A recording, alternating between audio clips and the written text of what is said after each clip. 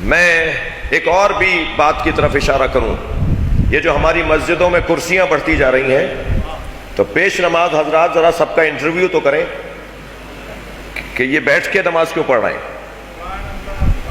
جی مولانا کمر میں درد ہے اس لیے بیٹھ کے نماز پڑھ رہا ہوں.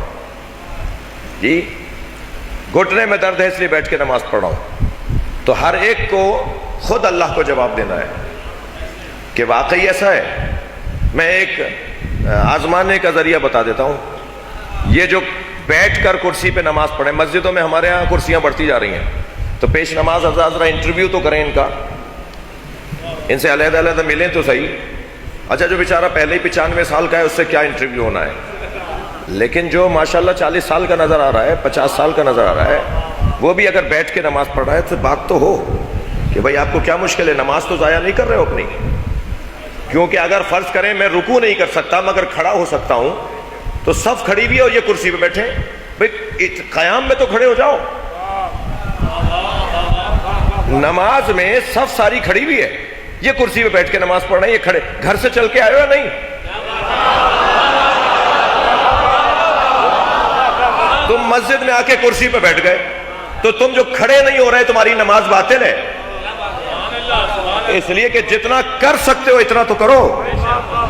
اور ایسے لوگوں کے لیے ایک جملہ کہہ دیتا ہوں، ذرا دیکھ لیجئے گا ان کی جیب سے 1000 روپے کا نوٹ گرے تو کیسے جھک کے اٹھاتے ہیں. خود آزمائیں اپنے آپ کو.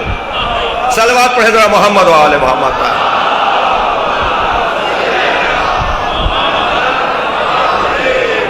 مجھے معاف کیجئے گا، میں یہ بہت اچھی بات نہیں ہو رہی. مولا سجاد فرماتے ہیں ہم اہل بیت کے لیے وہ دن بڑی مصیبت کا دن ہوتا ہے جس دن ہم کھڑے ہو کے نماز نہ پڑھیں. اور پھر فرمایا کہ میری دادی نے 3 دن تک بیٹھ کے نماز پڑھی، میرے دادا علی نے 3 دن تک بیٹھ کے نماز پڑھی، میری پھوپھی زینب نے جب بیٹھ کے نماز پڑھی تو میں نے ان سے پوچھا کہ پھوپھی اماں آپ تو عالمہ غیر معلمہ ہیں.